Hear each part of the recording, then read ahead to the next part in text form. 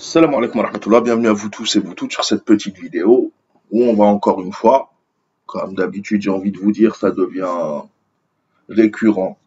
On a l'impression que cette élite française vit dans une autre dimension, vit dans un autre temps. Cette arrogance ne cessera donc jamais, et je pense qu'ils ne comprendront jamais. Euh, le sujet aujourd'hui, c'est la langue française en Algérie. Nous savons que l'Algérie a décidé depuis plus d'un an maintenant d'opter pour l'anglais, pour différentes raisons, on en reparlera après. Mais voilà que la France euh, s'ingère carrément dans nos affaires, envoie des représentants pour nous expliquer, nous, Africains, nous capables de comprendre, parce que nous, trop bêtes, que il faut rester avec la France, avec bien sûr l'hypocrisie. Oui, c'est pour votre bien, il faut garder la langue française. Donc on le voit, Europe 1, Le Figaro, Atlantico, les Français presse, où en Algérie la langue française attaquée, entretien avec Frédéric Petit, et cet article est intéressant pour nous, puisqu'on va le lire un petit peu.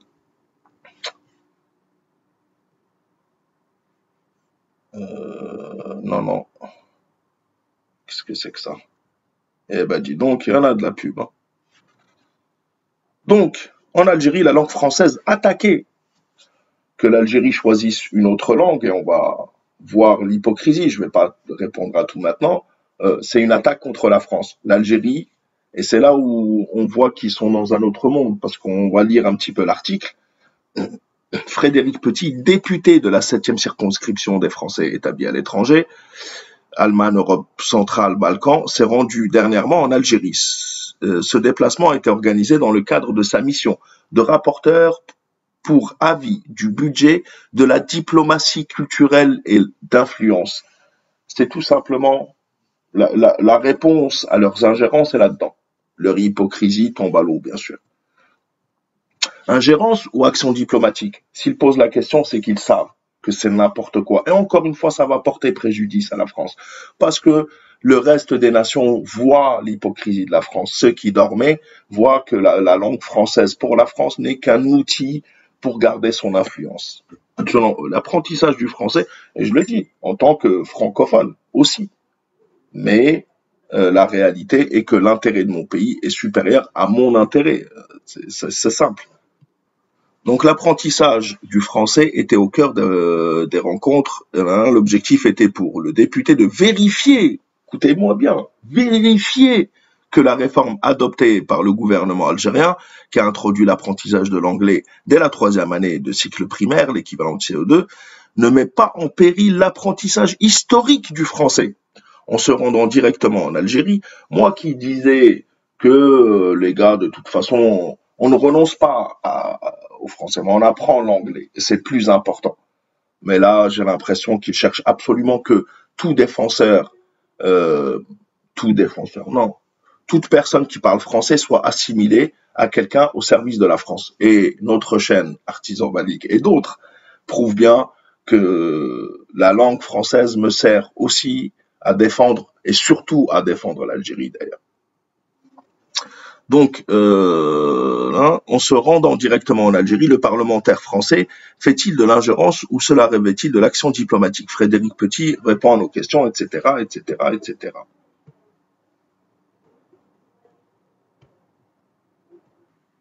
Donc, le député soutient l'imposition de l'apprentissage d'une deuxième langue à condition que celle-ci soit le français. C'est-à-dire que lui, il vient nous donner des conseils. Bien sûr que ceci est rejeté, nul et non avenu, on va voir justement. Il met en effet en garde contre l'enseignement de l'anglais. Si vous avez de l'anglais partout, vous aurez des élèves moins intelligents. Ah bon? Ah bon? C'est simple, hein, il suffit d'aller chercher sur Cher Google et de taper quelle est la langue de la science dans le monde. C'est assez simple. Hein. Quelle est la science de la langue dans le monde? C'est l'anglais. Et c'est le site France Éducation Internationale. L'anglais est et restera la principale langue de la science mondiale. Science claire, la langue des sciences. C'est l'allemand pour la médecine, la biologie. Nanana.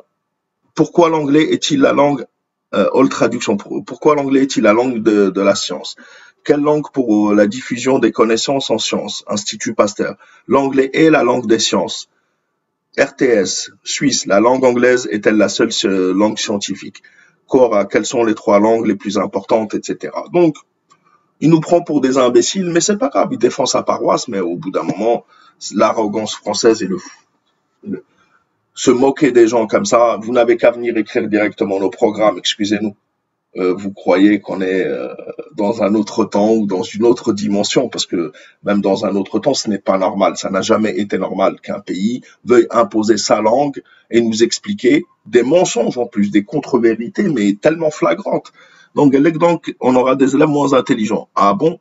Pourtant, en France, la première langue, parce que le français, les Français ne le parlent presque plus, ou ne l'écrivent en tous les cas presque plus, c'est bien l'anglais.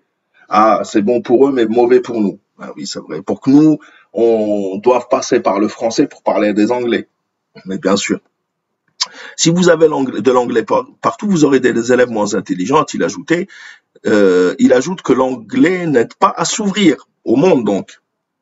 Pourtant, l'anglais et l'arabe, quelles sont les 10 langues les plus parlées dans le monde en langue maternelle? Le chinois, l'espagnol, l'anglais, le hindi, l'arabe, le portugais, le bengali ou le français.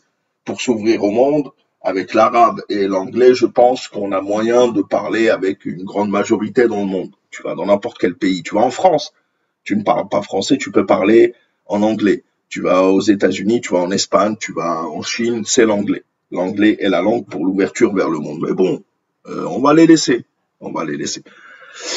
Donc, privilégier l'anglais, cela traduirait une perte d'influence pour la France, regrettable et dommageable au regard de la langue histoire commune qui lie nos 2 pays et nos 2 peuples. Et votre arrogance est en train de vous perdre, vous allez finir au fond du trou. Vous ne comprenez pas, le monde a changé. Adaptez-vous ou disparaissez. Donc, en Algérie, la démarche diplomatique pour obliger d'inscrire le français en 2e langue au programme dans les écoles est pour le moment condamnée par l'État algérien et par le peuple aussi. Pour faire face à ce blocage, Frédéric Petit soutient le développement d'autres outils. Ah oui, des outils parallèles, de la diplomatie parallèle. Ils vont vouloir nous attaquer sur les flancs. On les fait sortir par la porte, tranquillement, comme quelqu'un de digne, ils rentrent par la fenêtre. On les balancera par la fenêtre. Par le hublot, par le bassistas, on les fera sortir. Malheureusement, pour eux, la démarche historique est enclenchée. Et pourtant, je parle en français aussi. Parce que bien sûr que ma langue maternelle reste l'arabe. Ceux-ci devront prendre le relais pour ne pas buter sur le dialogue officiel actuellement compliqué entre l'Algérie et la France. Eh oui, il veut court-circuiter les décisions de l'État algérien. Un deuxième lycée, les jeunes veulent du français. Ils parlent au nom du peuple algérien aussi. Sur cette question et la promotion de l'anglais, Frédéric Petit estime que le gouvernement actuel en Algérie est dogmatique. En août dernier, les autorités ont souhaité imposer l'anglais comme unique référence dans le cycle supérieur d'études. Cette tentative ne marchera pas pour le député car les gens veulent du français, rapporte-t-il, et blablabla, et blablabla. De l'arrogance, de l'ingérence, appelez ça comme vous voulez, mais c'est quand même, ils vivent dans un autre monde. Et puis en réalité, c'est tout simplement, comme on le voit, et on va le voir dès le début, c'est tout simplement l'intérêt de la France. C'est bizarre, tous les pays proches ou qui ont été colonisés fut un temps par la France ont du mal à se développer, contrairement aux pays proches de anglophones ou proches de l'anglais. Et on le voit ici sur Europe 1, ils nous disent depuis 2019, le gouvernement d'Abdelmajid Tebboune remplace peu à peu le français par de l'anglais dans les écoles et administrations du pays. Le changement prend difficilement, les Algériens utilisent encore massivement le français au quotidien. La langue française va-t-elle disparaître des rues d'Algérie? Le gouvernement Abdelmajid Tebboune, président d'Algérie, tente de détrôner la place du français, notamment dans les écoles privées algériennes. Cette nouvelle orientation des autorités porte un coup dur au rayonnement de la francophonie dans le pays. Et c'est les intérêts de la France. C'est encore une fois un instrument du néocolonialisme. Je dois bien l'avouer, Pour moi, ça ne devait pas être ça. Ça ne devrait pas être ça. Pour moi, toutes les langues au monde doivent être apprises, mais à insister comme d'habitude. Je le dis toujours comme pour l'économie, comme pour autre chose. La France, si elle se comporte comme tous les autres pays, c'est un pays comme n'importe lequel. Donc on discute et on travaille dans le gagnant-gagnant. S'ils nous proposent de meilleures perspectives ou d'intérêts que d'autres, on travaille. Mais le problème, c'est que la France, comme dans l'économie, aussi dans la langue apparemment, ne veulent pas comprendre. Eux, chez eux, l'anglais est appris dès la primaire, dès les plus jeunes années, et chez nous en Algérie, ils veulent nous empêcher. Ils veulent nous empêcher. C'est quand même complètement fou. Mais ils peuvent rien nous empêcher du tout.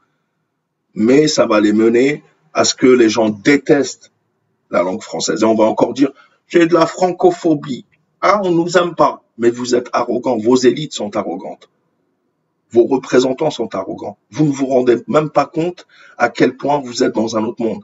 La preuve, même à l'ONU, on vous condamne pour forcer les femmes musulmanes, entre autres, à l'ONU, hein, et même les pays anglo-saxons, à s'habiller comme vous voulez, c'est-à-dire comme vous voulez.